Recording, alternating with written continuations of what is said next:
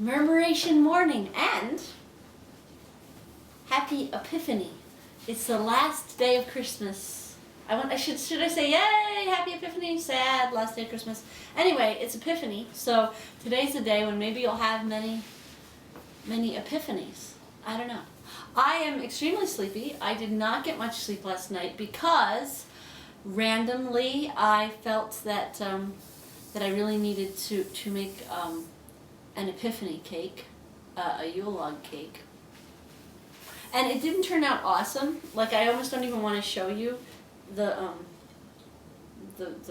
part that's the log roll because it didn't turn out great. But it will look very, very beautiful, and I'm just gonna do some things to make it look more barky here. Like, it looks like actual bark because it looks like a log that you eat. Yeah, which is weird because, I mean, how often do we eat hunks of wood? Not very. But this time of year, and I think it's French, I believe it is French, because the first time I did this was for French class. But the reason I kept making them was because the 6th of January was my mother's birthday. And my mother has been on the other side, as it were, for a really long time now. And I'd like to say that every year I make a Yule log cake in her honor and in honor of Epiphany. But I don't. I try to, but I don't. And this year I really wanted to, so I did, even though I've got like a gazillion other more pressing things that I need to be doing. But I made the cake, right? I made the cake. Actually, little aside, better than the cake with these are the cool meringue mushrooms. That really almost makes it. So you stick little mushrooms around. That's what it's right. So I take this time to do this when I've got like so many other things that I have to be doing. Like, I'm not going to tell you what. Lots of other things. And so I had that sort of middle of the night, like, what am I doing? For goodness sake, what in the world am I doing? And that's when the actual understanding of Epiphany comes in, because the Epiphany is when the wise men came to see baby Jesus, and it became disclosed to not just the insiders, but to the outsiders too, that something amazing had happened in the birth of Jesus. And then we have a season of Epiphany. That's what's coming up until Lent, when we really think about, through the texts and through each other, what it is to realize how God is working and who God is and what God is, right? Which is a great time of year to be doing that too. As I said yesterday, this is just such a thinky time of year. It's such a time of year of getting a lot of work done. So there was that. So I was sort of up thinking about that, and I guess I got down on myself, as you do, thinking, oh, the amount of just time I waste on things that, do they really matter? I mean, I'm happy I made the cake, and there was a point, like, had the cake turned out better, I maybe would have brought it to a meeting tonight and shared it with people. Turns out it looks better than it might taste. Well, how bad can it taste? It's chocolate and like meringue and sugar, but still, it's not like a perfect sponge cake. But all these things that we do, I do. I shouldn't say we do. I do. I mean, all these sort of random aside things that I do that make more work for myself and sort of divert me from the things that I should be doing.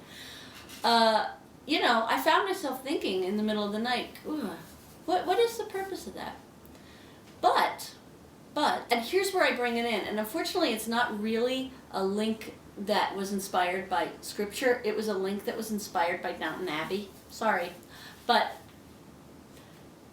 what we do affects the people that we're in community with. And there needs to be a level of courtesy that I think in the world that we live in gets pushed to the side. Courtesy isn't really a word that we think of unless we use it in terms of making more money, like be courteous to your customer type of thing. But there's a way in which we be when we're in community that has to have a level of kindness and a level of wonder and a level of specialness that that we can't forget, and that's why we're here, I guess. I mean, we don't really know why we're here, do we? But we are in this together, and we can't do it alone, and we can't go about just doing what's right for us. Now, so I take all this time to make a special birthday cake for someone who's not even here anymore, which is weird, I admit.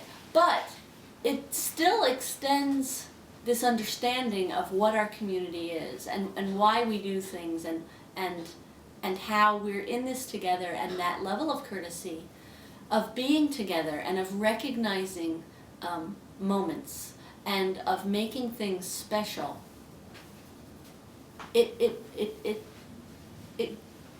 I want to find a better word than glue. It icings us.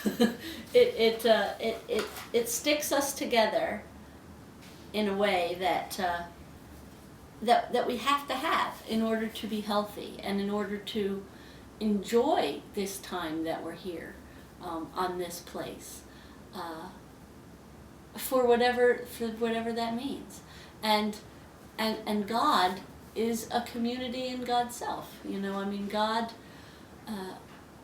We're drawn to other people, we're drawn to society, and then we get mad at it because it's not always good. And part of the reason why it's not always good is that we forget how important we are to each other, and we forget that courtesy. So yeah, how's that for Epiphany? That was my big epiphany for this year.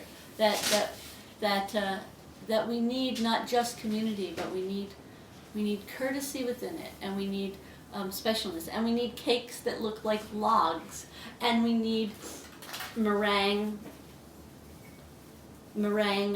mushrooms to decorate them, or amarang. Get it? Am I wrong? Amarang. Kind of a Scottish take on that. Anyhow, have a fabulous day. I have a day of wonder and a day of knowing that this is the last day of Christmas, and that this is the beginning of the season of Epiphany, where we see God revealed to us. Oh, and on a final note, Instagram. Let's do it again this year. For Epiphany, let's capture through Instagram moments where God reveals God's self to us, and just keep that in your head and Instagram those, and send them to Murmuration M, because that's our Instagram. Cool. Have a fabulous day. Forward this to whoever you think would like it, and know that you're loved. And because of that, go out looking for where God reveals to you and to each other in community. Love ya. Bye.